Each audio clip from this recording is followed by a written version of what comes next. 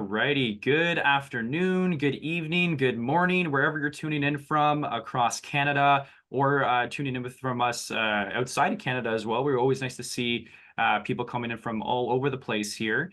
Thank you for joining another NSWOCC Walk Institute continuing education webinar. We're so thankful to be having such a great guest speaker and great topic today. But before we get started, I'll do a quick little icebreaker. If you don't mind just using that webinar chat tool in your Zoom toolbar, if you pull that up and just let us know where you're tuning in from. My name's Troy, and I'm the Director of Operations for Nurses Specialized in Wound, Ostomy, and Continence Canada. I'm tuning in from Ottawa in Ontario here, and I'm joined by two guests with us today. One is Holly, who will be our guest speaker today, and I'm also joined by Medline's Director of Clinical Engagement, Shelly Masluk, who's one of our amazing guests that you might have seen at our national conference as well very recently. She was just reminding me that she was wearing a mustache during our lip sync battle event, so you might recognize her better now without that on. But I just want to say thank you to both of you, and thank you to Medline for helping support this education today, which is going to be on clear solutions in pressure injury prevention. Our guest speaker today is Holly Baglio, who is an inpatient wound, ostomy, and continence specialist with UCHealth Highlands Ranch Hospital in Denver, Colorado. Holly serves on the UCHealth system-wide wound care committee, where she evaluates products for institutional formulary and provides value analysis for the wound care category. In addition, Holly serves on the corporate level pressure injury prevention committee and frequently partners with the general surgery for complex negative pressure wound therapy cases, thus strengthening the WOCN and MD connection from bedside to the operating room. Holly earned her DNP and Master's of Science in Nursing from the University of Alabama in Huntsville and her CWOCN certification from Metro State University in Minnesota. So before we get right into the presentation there, Holly, I'll just do a couple other housekeeping items for the rest of the group here. We're going to be doing a couple little interactive portions of the webinar here, so do make sure to keep an eye on your chat and be ready to respond. We'll also be doing a Q&A portion at the end that both Shelly, myself, and Holly will be able to help answer. So if you do have a question, click on the Q&A button in your toolbox. That'll make sure that we can all see it and hopefully get to all of those for you. So before I pass it over to Holly, I'll just go over quickly the learning objectives for today. We're hoping to evaluate the effectiveness of a sacral transparent dressing for pressure injury prevention, review pressure injury prevention strategies, and discover the impacts of pressure injuries in Canadian hospitals. So without further ado, I'm so excited to be passing over the mic to Holly. Thanks, Holly. Thank you, everyone, for joining me and inviting me to be a part of your NSWOCC. In the US, we call it our WOCN Society Continuing Education event. As we know, pressure injuries are at a vital, not only high in numbers, but there is such a just an exposure of relevance to how do we prevent pressure injuries. And this webinar is really trying to captivate that journey that I've gone under with our own facility and still trying to strive to find what are other evidence-based practice opportunities out there. Also, just want to take a pause and just remind you that as a NSWOCC and as a WOCN, we are a part of such a great group of providers. Not many people get the just the availability to really help patients and connect them with resources and caring for this very special niche population. So I want to take a shout out to Erica Hamrick, who has been my mentor in starting my journey as a wound care. So without her in this, I would not be here being able to be here with you. So just give your colleagues just an extra pat on the back and saying, so glad we're into this chaos with you right alongside me. Pressure injury staging. For many of us, this is like, okay, Holly, why are we going over something that I already have all the insight about? But everything that we're trying to understand and develop pressure injury prevention protocols, we have to have an understanding of what are we staging, what are we looking for, and dependent upon how that wound looks, then I can start to develop a plan of care, or I can also determine what are we missing, because if this patient has a stage 2 pressure injury, then what other alternatives of interventions do we need to use? So again, stage 1, non-blanchable redness, skin is intact. 2, partial thickness loss. 3, we're going into the adiposity tissue for full thickness. You could have the tunneling and undermining. Stage 4, We're seeing ligaments, bones, tendon, everything that we don't want to see is palpated or observed right there. And so followed by, we all know unstageable, we have an obscured wound bed. I don't know what's underneath. Most likely it's some kind of full thickness pressure injury. And so that's when we're getting into having to use debridement techniques. May have to be a little bit more aggressive in that, or we may just be able to surveil and treat as we go. Mucosal pressure injuries, we don't have to stage these. Most often they're from medical device related entities, and making sure that we know pressure injuries can also develop around our medical devices anywhere along the body. Deep tissue pressure injuries, we more refer to them as DTIs here in the States. For our facility, the DTIs have been the most serious form of injury. We are averaging about 75% of our pressure injuries as DTIs, and most likely they are going to be in the buttocks, ischium, coccygeal, sacral regions. And so when we started having this drastic trend in having to explore and diagnose this, we got a lot of confusion from nursing leadership, and they're like, okay, you know, Holly, I'm looking at your documentation and it says evolving DTI. And we know by NPIAP, which is the National Pressure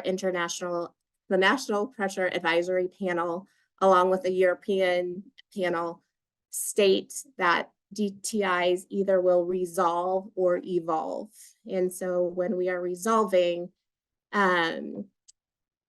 if you were looking in this picture in the bottom corner, this was a patient that had an ET tube holder that the DTI resolved. So we're maintaining our skin. The discoloration basically will reduce and evaporate, similar to a ecchymosis. But again, that DTI is still impacting the skin at the bone muscle interface tissue. So as that damage occurs at that lower level, it's got to take a few days to get to the top of the skin to really disclose what that color change or the involvement is.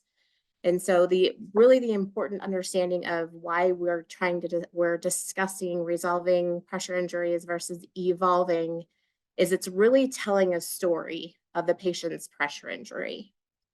Again, we've got a deep tissue defect that takes over 2 to 4 days to clear itself.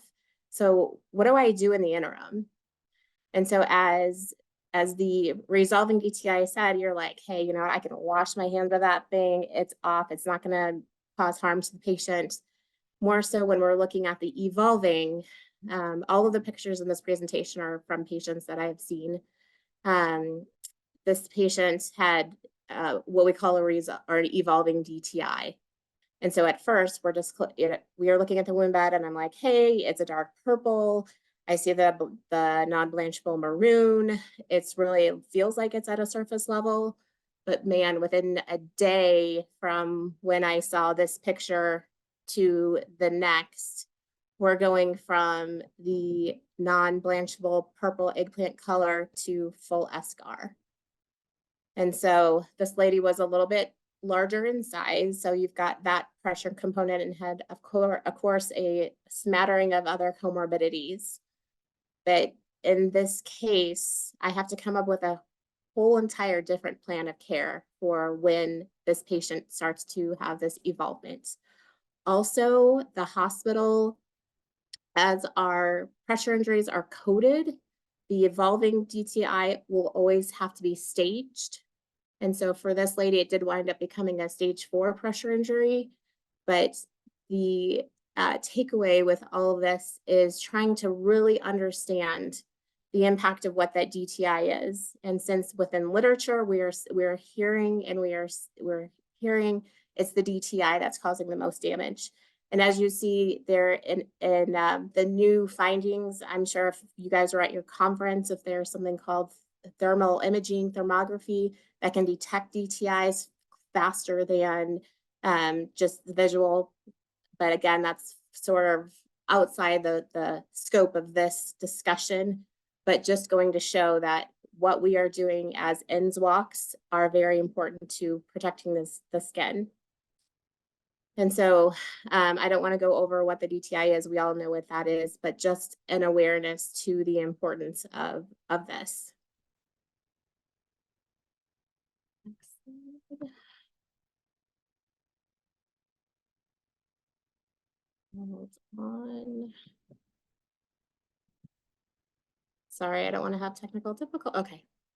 All So the reason here I'm making a big deal, as I said, and this was an experience that I've had to be a part of, and on both sides of having to have a pressure injury potentially litigated, as the pressure injuries that are acquired in the hospital, especially we know our 2 or 3s, 4s unstageables, potential DTIs that evolve, can cause a lot of harm to a patient.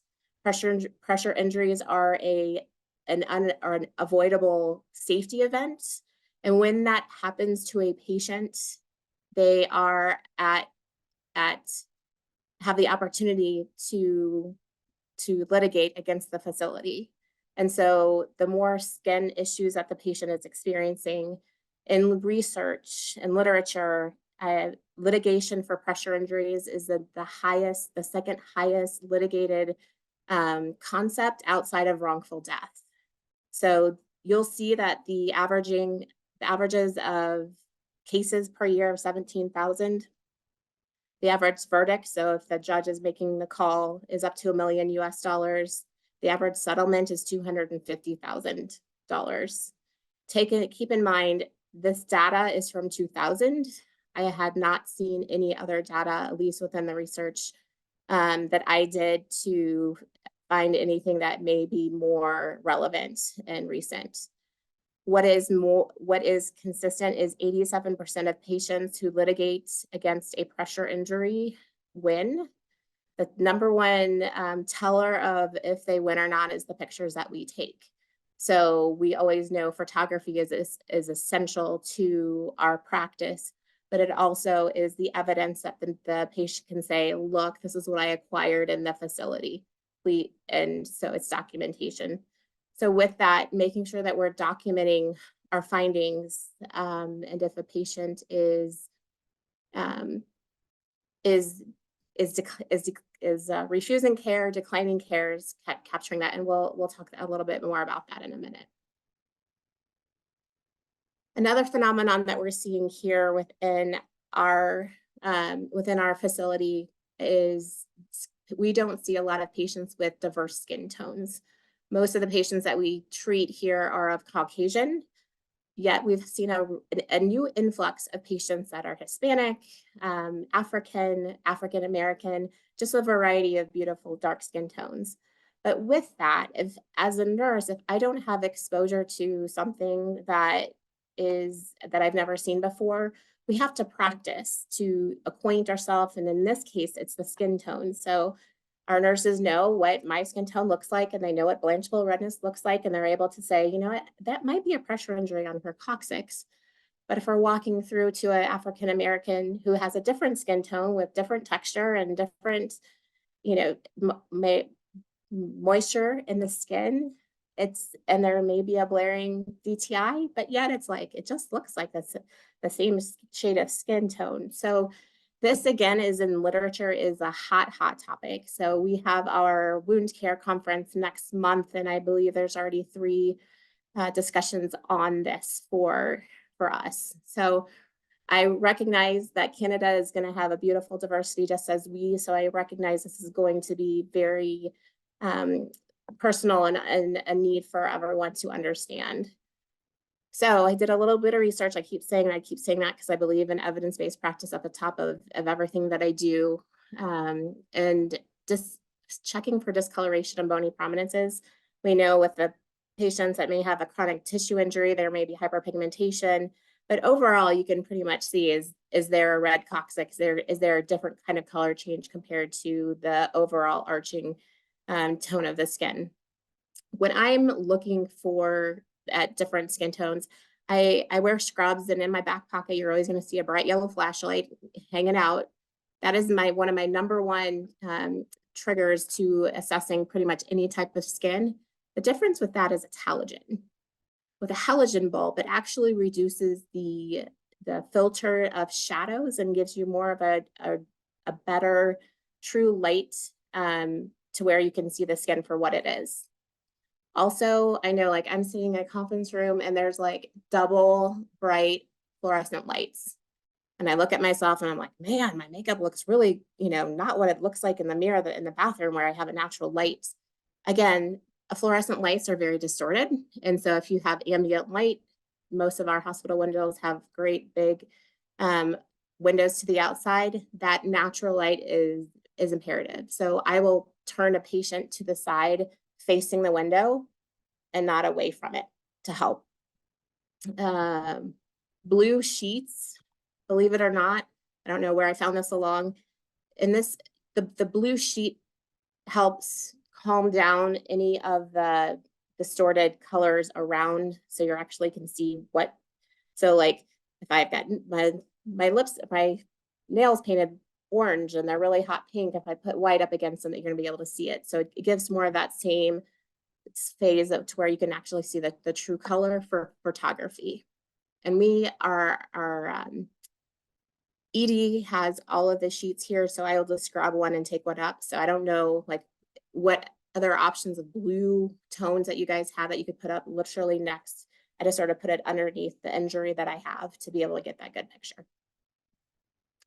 So when we're talking right back to the skin, we know that removing bodily fluids, especially back there, is going to help. So if you're thinking I've got brown stool on brown skin, what am I really seeing? I don't know. It could be the stool, but the stool, or it's the stool obscuring the DTI that may be growing there. So just make sure you've got clean skin.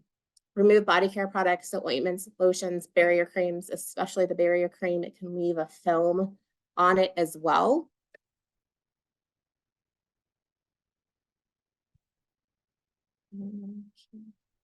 Okay. So assessing the skin. I've got a coccyx. It looks brown, but this looks brown too. So if that coccyx, I'm like, it potentially could be, I want to be looking at the surrounding skin. So is the skin that I'm like concerned about going to be the same color? If there's two different colors, not only does that represent that there's a skin change, but is there a potential injury there because there is such a variance there?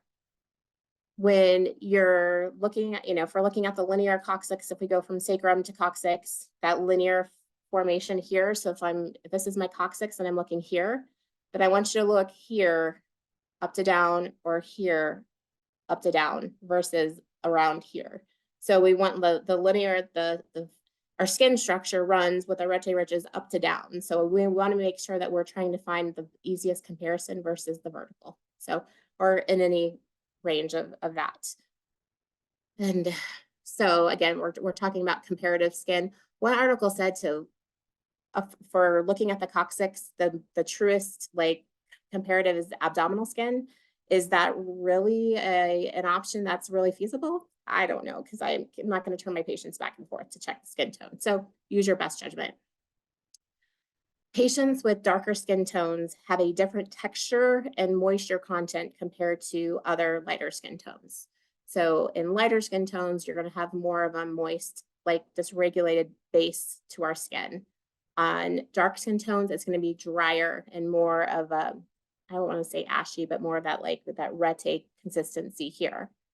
And so making sure that you are you can look moist to dry, but just to make sure that you're seeing that there is the same consistency. So the other way that I'm assessing dark skin tones is I use my 4.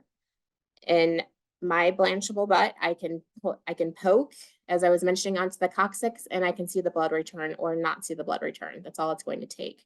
For darker skin tones, it's imperative that we're using all 4 pads of our finger on the skin.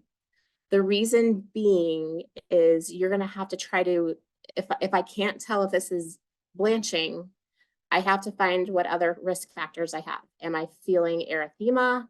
Does it feel warm? Does it feel a little bit swollen? Does it feel foggy? Does it feel indurated? And a blend of all of those fingers can really give you, make that hunt for trying to find the pressure injury more of a viable, like, I really think I need to really look at this more. And so just using those facts, and our nurses know this, they don't know this. So it is a change in culture. It's a change in educating our nurses. For them, it's like we go on a camping trip. I have our flashlight. I have our tent, which is our blue sheets. I have our moisturizer if we need to moisten the skin.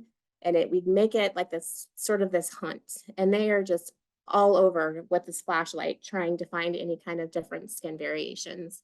We had a gentleman who is African American. I was unable to turn him, but guess what? He had venous stasis legs, and the variance in colors of the shading of the scars, of the dermatitis, of the hemosiderin staining, gave us the same type of principles that I'm trying to ingrain in our nurses. Let's just look for variations of change in color. Let's not document it as anything. We're just practicing. And then we take that and bring it to the table and say, is this pressure? One slide I forgot to, I think I'll just mention it while it's on top of mind. Back when I was talking about DTIs. When I'm trying to decipher if a DTI is a DTI and I don't know if it's a DTI, especially when I'm working in my patients with the dark skin tones, I'm going to be taking more of a conservative approach before I am calling it anything. So I will use the term called differential diagnosis, or as DDX. And I will say, considering wound as DTI versus ecchymosis versus hyperpigmentation.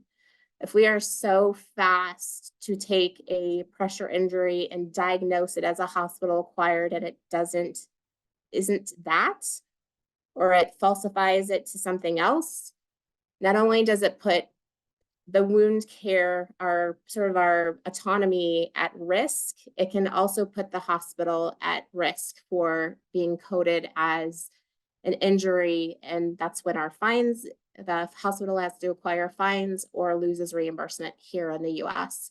I recognize that it's different in Canada, that our government is really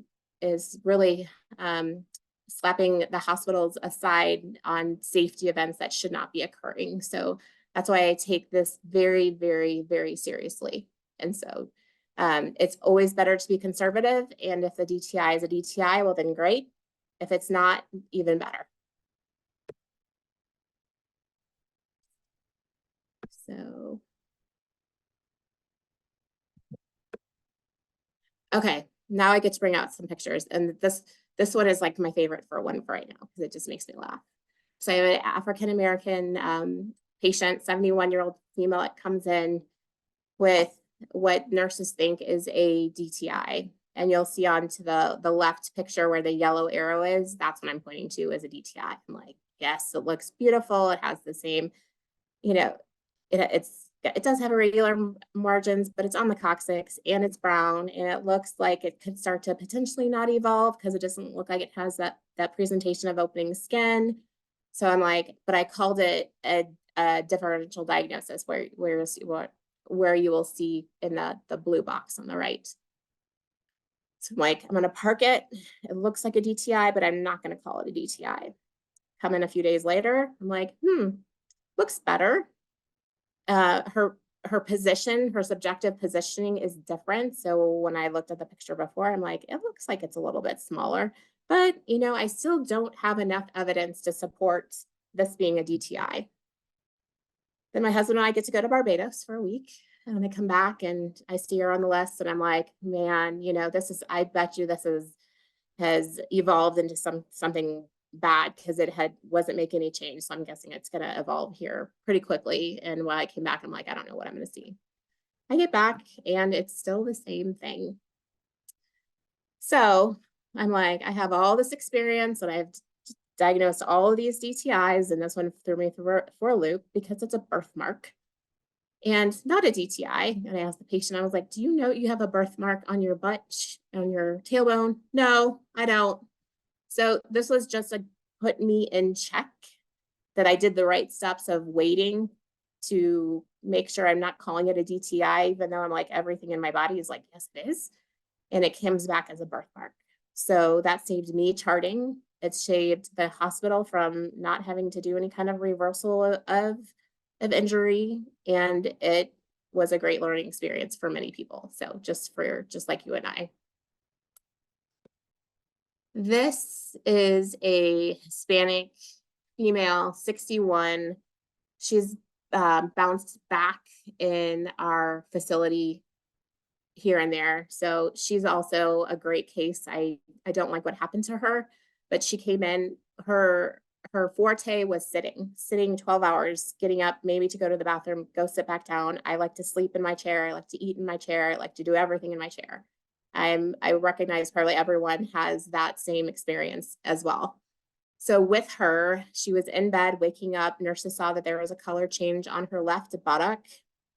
You can see that there was a little bit of the opening of partial thickness on the lateral aspect. So got her up out of bed, got her standing to her chair, and on the right is what you see. You can definitely see that there's a color change. Looks more like a black versus a eggplant purple that we're typically used to.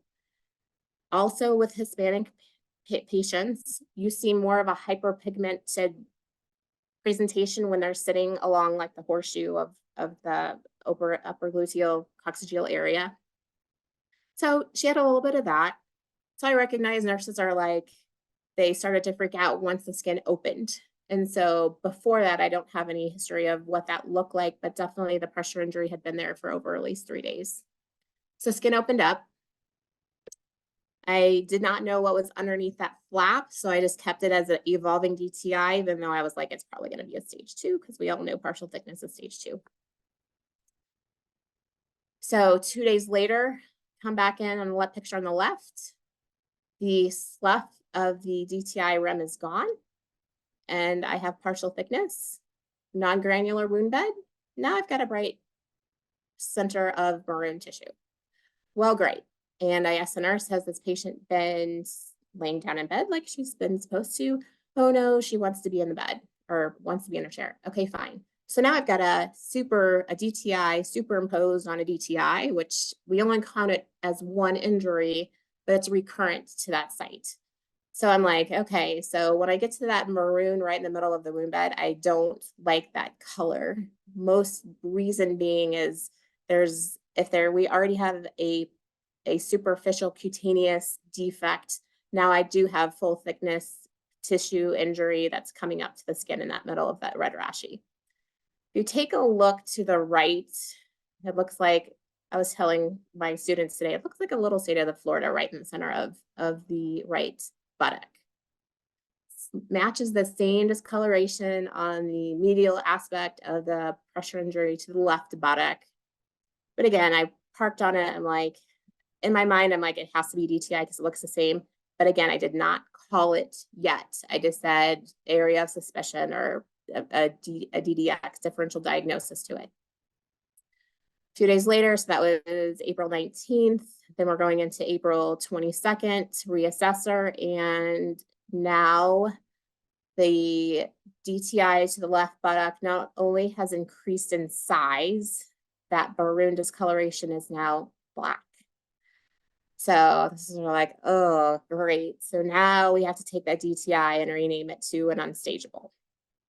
Oh, and by the way, that DTI on the right cheek, yeah, it's a DTI, but now we can stage it as a stage 2. It came back as a partial. So I waved goodbye. She moves back to New Mexico. So we're in Colorado. So 8 hours away, she goes back home. I get another call last week and she's back. Like, how did you get back here up to Colorado again? I came to visit somebody. Have you been sitting in your chair? Yeah, but at least I've been using a donut. Well, I love to eat donuts, but the donuts that patients sit on is an absolute no-no. So I said, okay, well, we're gonna get off the donut.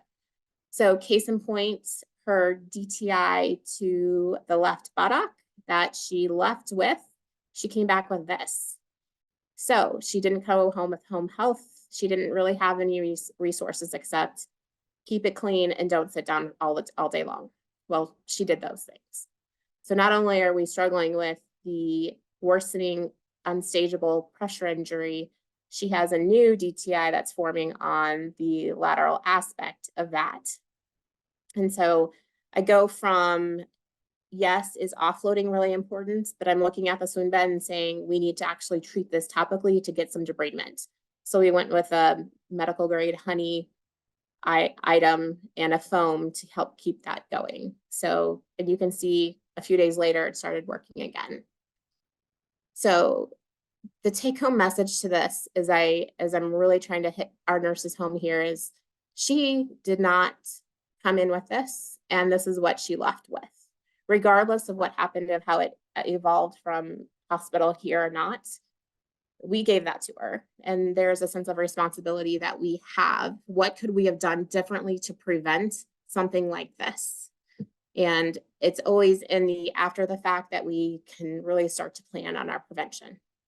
So we started to realign. We're seeing that we're having a lot of pressure injuries in patients with darker skin tones. We're seeing that we are staging, our stages don't really make sense, and how does that impacting to our hospital and to each other. So from here, I'm sure you guys live in a beautiful state with snow. My dog, his name is Moose, but we actually call him the boogeyman because his butt just does not stop wiggling all the time. So we walk all the time. And so I was like taking pictures. I'm like, you know what? We've got like a Rocky Mountain skin a pressure injury ideal here. So the dog is walking. We always know that the sun is hitting the concrete, melting the snow fast and permeating that heat pressure. I was telling Shelly, we have storms here where one little shovel of snow is like 45 pounds. So that's like the snow that the bulldozer has to come through, and moisture. So we put all those things together, and we know that that's a pressure injury that we can have. So I would love to see a Canadian pressure injury schematic if someone has one soon. So as I mentioned, now we're to pressure injury prevention. Now people are listening because we've had such bad injuries. Now people finally care. Now one says, Holly, fix the problem. I said, okay, well, if I cannot fix the problem. If this is a global issue, how are you gonna help me? So nursing leadership tells me you need to stop. Your goal is 0 hospital-acquired pressure injuries for this next fiscal year, so we can stay in the green. Central supply, we always know over COVID has given us, we've lost the ability to have the products that we need without things being on back order or things shifting and changing. So I say central supply, I need A, B, C, and they say, I'm sorry, I can give you D and maybe DA. And I'm like, well, that's not going to help me. Then I've got my coworkers. I'm sorry, I don't have any time to take care of this patient and their pressure injury, nor do I have even a sliver of time to even do an assessment. I'm sorry, Holly. And then, oh, by the way, the human resources manager who hired me, who said when I was being brought on, there'll be another availability for you to hire a WOCN or an NSWOC. And don't forget, you're eligible for our weekly or annual raise. Did either of those two things happen? No. But you still have to try to prevent pressure injuries through protocols and interventions. What do you do next? And I'm sure everyone has felt this same kind of like weight of there is so much on my shoulders and so much that I want to accomplish with, I always call the 0 effect. So how are we getting to a place of 0 when all we are given is 0? You guys have a wonderful pressure injury subject matter expert, Dr. LeBlanc, and her team of colleagues wrote this article. So this is where it I get to understand and learn from the NSWOC community from your perspective of how we can learn from you. What I learned is the provincial funding that your provinces give you is focused more towards treatment versus hospital-acquired pressure injury prevention protocols or interventions. There's a lack of organizational support that may be a barrier to implementing a pressure injury prevention protocol in your facilities. And it's unclear on how to do that. And so the cost of pressure injuries in 2013 were stage 2, 44,000, stage 4, 90,000 US, or not Canada, or not US, Canada dollars. And again, when I spoke of the legal costs, we're looking in 2013. So the numbers that US is seeing and Canada are seeing are canceled out. We don't even have an understanding of the financial impact that this has. We do know that we're finding pressure injuries within long-term care. We're seeing them in the inpatient side. Here in America, the ICU, the progressive care, which is the level of care between, it's a step down from ICU, but still a step up from med-surg. So in those units, those are our highest risk, or where we're seeing the most pressure injuries occur. So intraoperative settings, as well as what Dr. LeBlanc had stated. So this just goes to show, with all of these variables that we're even still struggling trying to even understand, yet we have these very critical ill patients, these patients that come to us for care. What can we do to prevent these pressure injuries? First, had to listen to the voice inside of Canada, the Canada NSWOCC and nurses, and the US nurses and WOCNs voices. Two things stand out. My ratios of nurses are increasing. So I may be having, where I used to have 4 patients to 1 nurse, I'm now having 6 to 7 to 1 nurse, and maybe throw in a tech. And these patients that I'm seeing are beyond complex. You have no idea how many lines, drips, draws, therapies that each patient goes into. So gone are the days of, here's your pain pill and your antibiotic. I'll see you in the morning, just sleep. We're not going to do we do vitals twice a shift. Those are gone. So again, like, what are we doing to try to offload some of the work that nurses have to do and still provide the care that our patients really, really are needing? Embedded in this video is Dr. LeBlanc was talking to CBC, Canadian Broadcasting Company, I think I said CBC, about the skincare dilemma in Canada. So there's a link. I highly recommend just seeing that. It just gave me, even though it was so brief, gave me a better understanding of the commonalities that we share and the unique nature for the journey for the Canadian NSWOCC.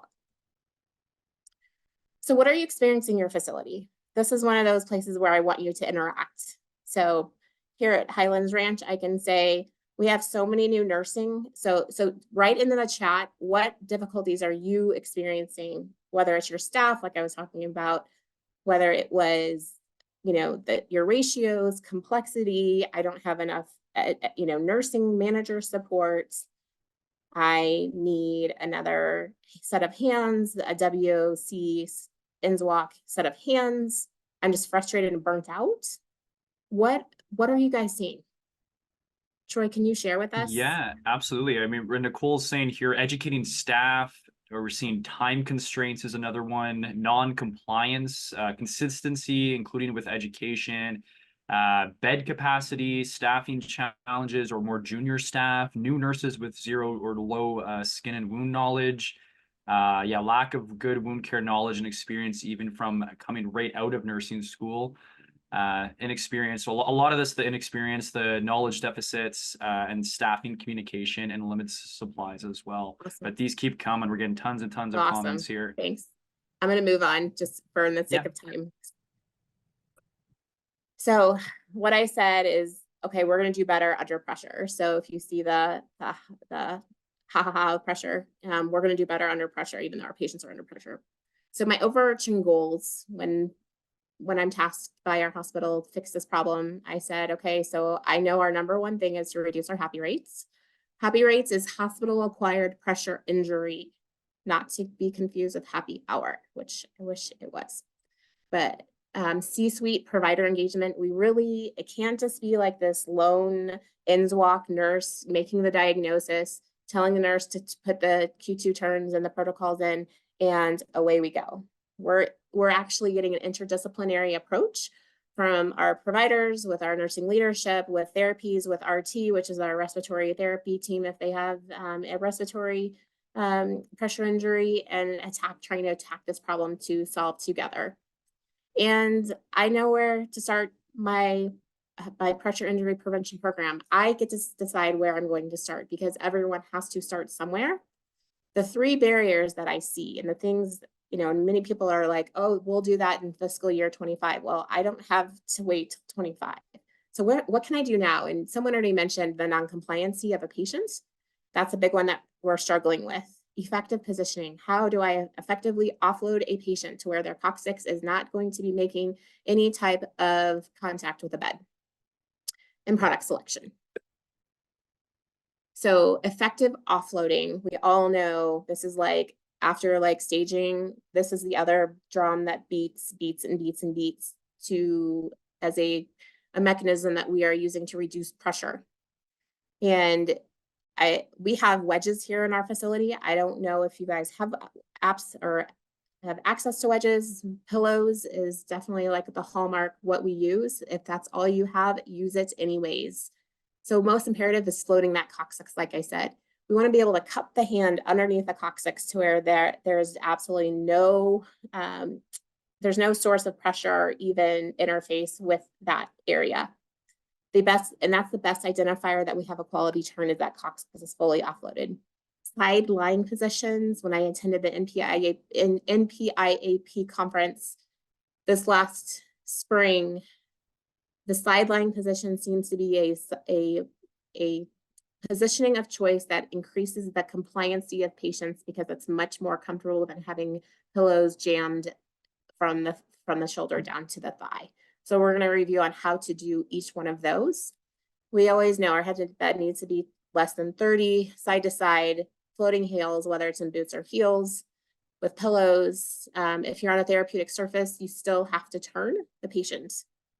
And consider a prophylactic dressing to pad bony prominences. So this is a video that my partner and I made for how to float a coccyx. We're going to use these alongside the patient. It does help to kind of pull them over in the direction of you a little bit, so that they're not kissing the rails. And then the one person adjustment of these is to just lift slightly and then shove. And that one's right at the back line. This one's gonna go basically underneath their thigh.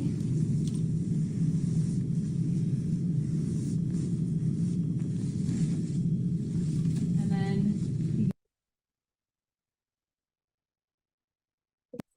you give a slight tug right on top of those. And if you can see, you can put your hand in here.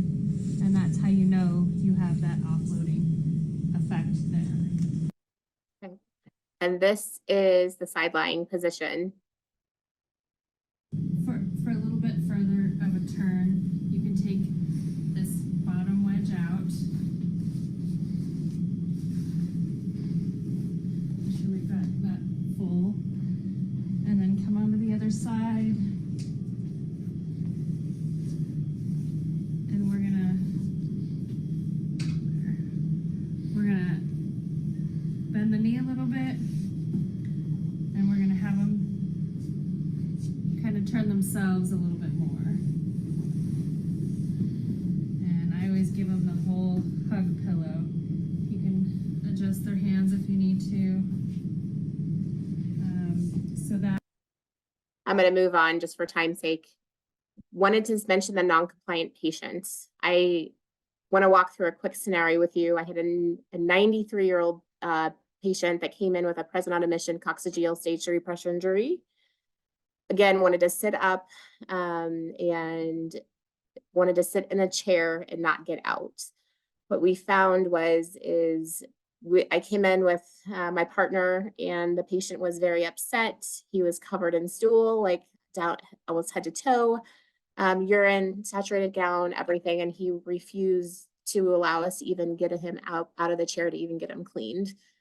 What I found in that is, like, everyone is emotions run really high when patients are non-compliant and you're trying to do the cares.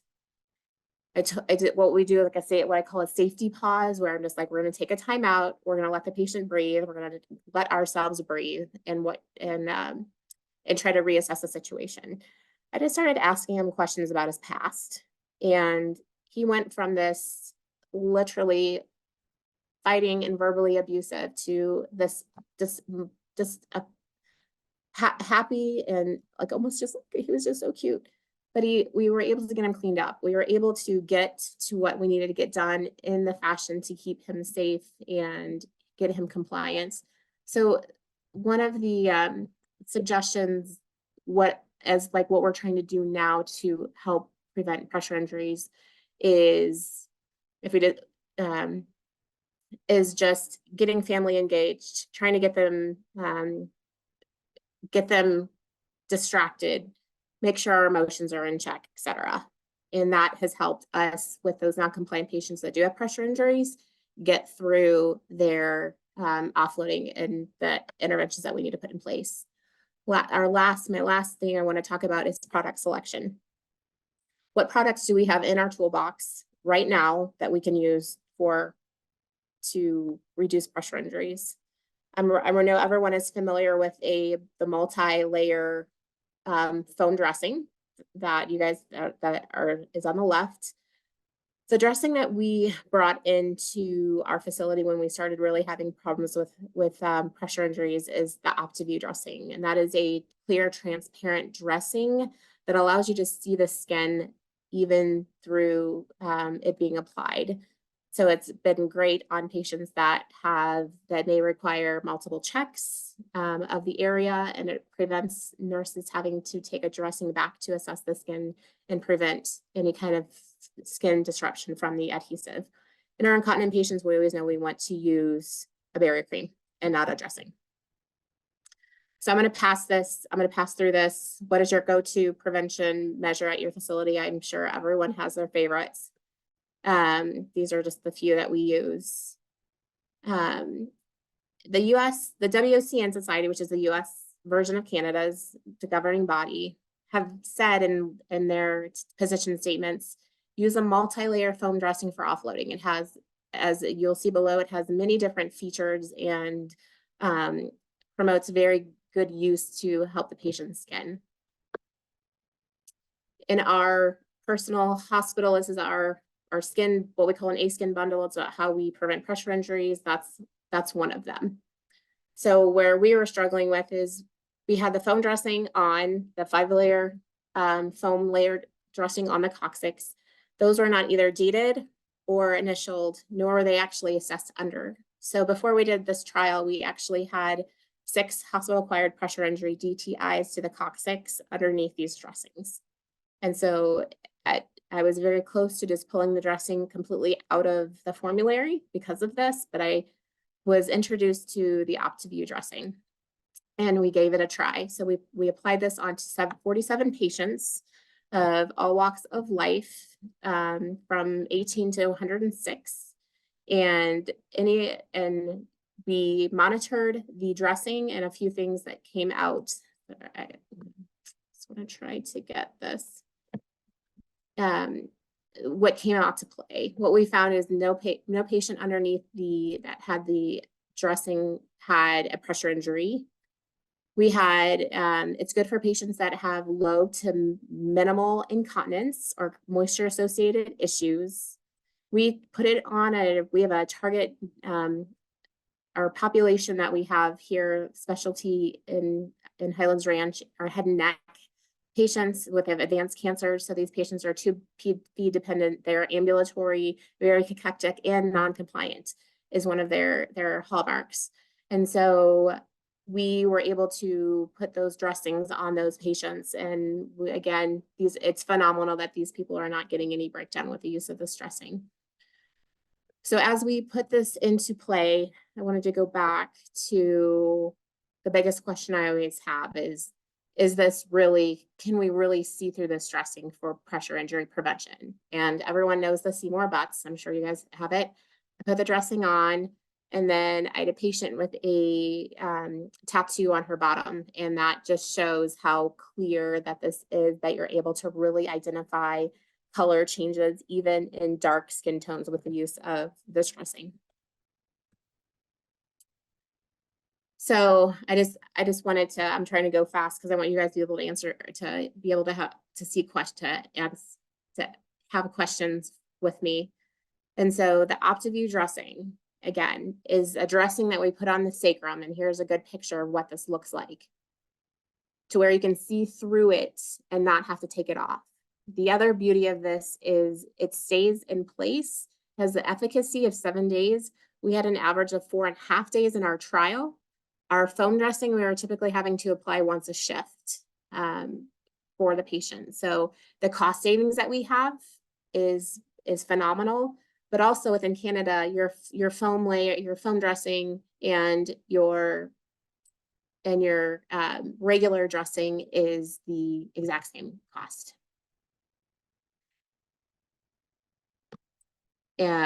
So you guys can see through it. I put together a protocol for when a patient has an OptiView dressing on here and how to apply this. And you'll see on the right side, it's put on exactly the similar way that your 5-layer foam would, your multi-layer foam, we have a 5-layer foam, multi-layer foam would work. And so just a couple, and you have to see that. Key takeaways, again, we increased our wear time, saved money, no pressure injuries. All that nursing culture went crazy. They are still going crazy about it because it's easy for them to use and to see. So it even really increased the excitement of pressure injury prevention. Here are just a couple pictures I wanted to show. These are what I call my long haulers. These are the dressings that were on 6 to 8 days. And you can expect that it's not going to look pretty, but the fact that they're still on the coccyx for whatever reason, or for whatever they were going through incontinence or such, stayed on.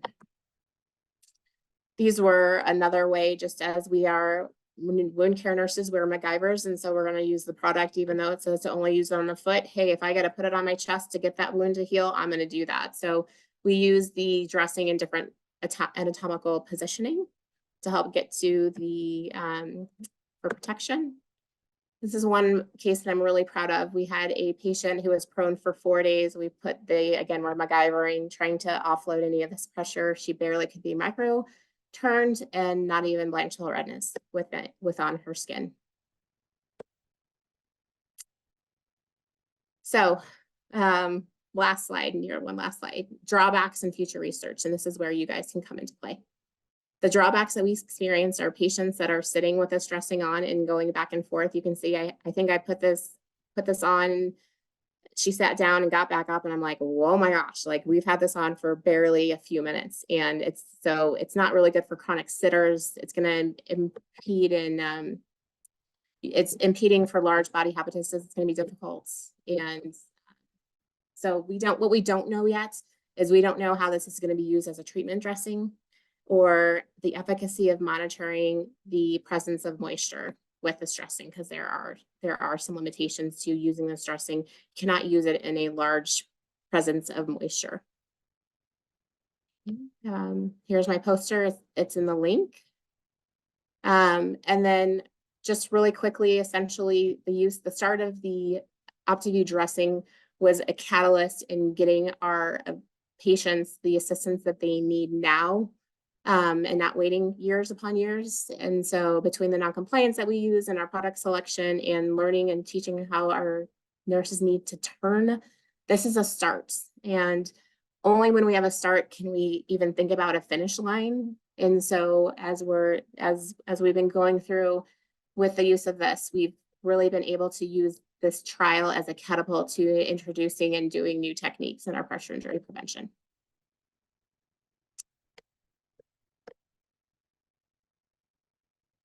So that's my nutshell.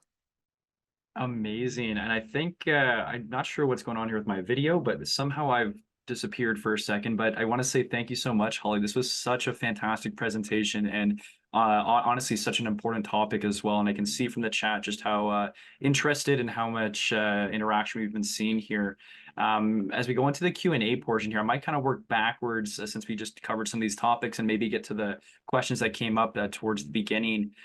One of the questions that we were getting was just about whether for those who can't maybe or don't have access to 5-layer dressings for prevention, and a resident might be incontinent, would you suggest another type of foam border dressing, or do you think it's better to leave the area open to air with a barrier cream for daily inspection? And just to clarify, in the presence of incontinence, That's right. I would not use a foam dressing on incontinence anywhere near it. And the reason I say that is I see the most damage when those dressings are left in place and neglected and underneath, because you're looking just like at that Colorado pressure injury components, you're getting all of those things and you're actually creating a cap. And so within my practice, I want to make it as easy as possible for my staff. So if they're incontinent, we're going with a barrier cream. If we have got controlled moisture, then we can do a dressing, because then we're also potentially looking at creating an expense log of more and more dressings that aren't even fulfilled, or even they're contraindicated for most of those excessive chronic persistent moisture issues. Perfect. Amazing. Thank you for touching on that. And I don't want to go too far without reminding everybody here that Shelly, who is in behind the scenes here, did also post your poster in the chat there. We'll make sure to follow up with an email so you have it accessible too. And there's some more links that Shelly put in the chat there, so make sure you don't miss those to take a look back up there. Now, going back a little bit earlier into the presentation, I know you were referencing the article that Dr. LeBlanc had done in the Association of Wound Care journal there. It was mentioning the 2 costs there, one for the stage 2 and one for the stage 4. Do you remember, or if you can go back, were those costs for a single stage 2 injury and a single stage 4 pressure injury? Single events, yes.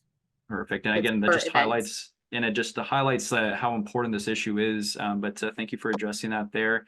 Again, going back a little bit earlier, when you're talking about how you were listing the differential diagnosis, you were showing in that blue box there in the top right corner of the slide.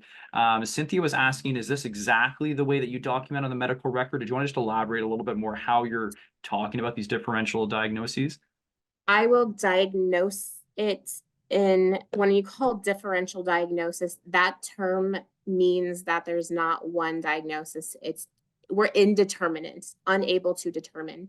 And so when I put that, I will just, whoever is to give the doctors so they have an understanding of what that is, because what others I've come in, we'll continue to assess. They're like, well, what is it? Like, you said it was a DTI and now it may not be a DTI. And so I put differential diagnosis, this versus this versus this, so there's a good understanding. And again, all of my charting is very specific to where if I get put onto the stand legally, I know that my charting is seamless. And I'm happy to do, if you guys want to, I can contact me. I can share my charting, and my structure of notes I'm happy to do that. And so that's what that differential diagnosis goes back to supporting is that. Fantastic. And I think you made another important note too about those non-compliant patients that we're talking about. I saw it was early on in the chat, someone was mentioning about, especially in home care as well, if you're seeing some of that as well. Did you want to maybe just talk for a second about how you approach situations like that, maybe in the community a little bit, again, talking about what you're documenting, and if you are going to visit them maybe a few days later, just what your approach would be to that? So in the community setting, it's definitely more unique and difficult in its own ways versus the hospital. With that, before a patient leaves the hospital, I start making relationships with the family members. So is this family member just a flake? Is this family member really going to care? if they're in a place where the family is managing them, but I'm like, just like the lady with the unstageable pressure injury that she got, I sent her home with home health and I said, this is what you have to do. Even though that she's being cared for by someone else, I'm like, their eyes are not enough. So I try to rally as many key stakeholders within that family's relationship as possible, calling the PCP and saying, I'm just letting you know, saw this patient, this is what, they're supposed to be following up. If they're not following up, you need to follow up with them. And it's just communication and again and again and again. And a lot of the times you fail and you've done everything that you can and you're beyond what you can do. And we just have to accept when it gets to that place too. Fantastic. I know we're getting some comments in the chat of some people sharing how they approach it as well there, but I know it's a big topic of conversation. We had a question. This is going back to, I believe it was the very first case when we were talking about the deep tissue injuries. The one I think you were talking about waiting over a course of time there. This person was asking, can you explain a little bit more why you diagnosed the patient with a deep tissue injury when the pressure injury was covered by the DTI? They're wondering if you considered it might have been a full thickness DTI from the start because the deepest part of the injury is in the center. Maybe just want to discuss that a little bit more just to provide some more clarity. Sure. And that I did a lot of research and there is, when I said like DTI superimposed upon superimposed, what that is just showing is there's chronic defect to that same area. So the original infarct, we know that our skin is going to be much more susceptible to breakdown. And so when that next form layer of pressure of where she was sitting was already impacting that skin underneath. So it's always one. And what happened is with that DTI, it's in the murky mess. It starts as a DTI, then I'm going to call it potentially a stage 2, but then I saw that maroon discoloration in the wound bed. So I was waiting for that to see what it was going to do. So it declared itself to the SCAR to an unstageable. I know that's like blah, blah, blah. But I wanted you guys to see that, but just because a DTI is a DTI and we know it, you can have a recurrent impact to that same area. And that with that additional impact, that infarct is deeper and a little bit more, I don't want to say torrential, but a little bit further, more significant compared to what we already have going on at the time. Perfect. Well, thank you for touching on that. I know Shelly's put in the chat too that if you do have additional questions, I know we're getting to the end of time here, maybe just to get in touch with Shelly there and she can pass on your questions as well. And we'll follow up with your certificate of attendance with a link to to Shelly's email as well, just so you have a direct way of getting in touch. I will finalize on one more question here if you still have a couple seconds, is going back to the very beginning. You're talking about the photography, which I thought was so interesting. I do a lot of photography on the side too, and I thought, wow, what a cool opportunity to really change the lighting so that you're getting a really good, clear view of what you're trying to look at. Lisa was asking about the type of blue that you're looking for. Are you looking almost like kind of like a blue screen blue, like rather kind of green screen like they do in the movies? If it's a lighter pastel blue, will that work as well? They're just thinking maybe just based on the resources they have potentially at their facility, how deep of a blue do you need to go? Do you guys, it's more of a light denim blue. I can get the color. I'm happy to take it in that. That's such a great thought that I should have brought a color of the swatch of the blue, but it's more on that, the dim, not like the dark stonewash jeans or like the super like bleached out, but it's that middle, it's like the dim lighter blue. Fair enough. And they were, Lisa, I had a little nod to the Medline blue there, which we all love as well. But anyways, I'm sure we can get more information about that too if we get in touch with Shelly as well. So what I'll say here, I know we're just over time. I really appreciate you sticking on with us and for sharing your research, sharing your presentation here with us today. It was so amazing to have you on, and I hope it's not the last time we'll see you on here. So I want to thank you again, and thank you again to Medline for making the education today possible as well. We really appreciate it. For those of you who are out in the audience still, this will be recorded and we will make it available on our NSWOC website like the others. And for those who attended live, you'll also be receiving your certificate of attendance. So do stay tuned for an email in your inbox in the next couple days here. As I said, we'll get you connected with Shelly in case you have some lingering questions that you want to get answered there. But without further ado, I'll say good night or good afternoon to everybody, and we hope to see you all on at our next webinar. Thanks to you both. Thanks.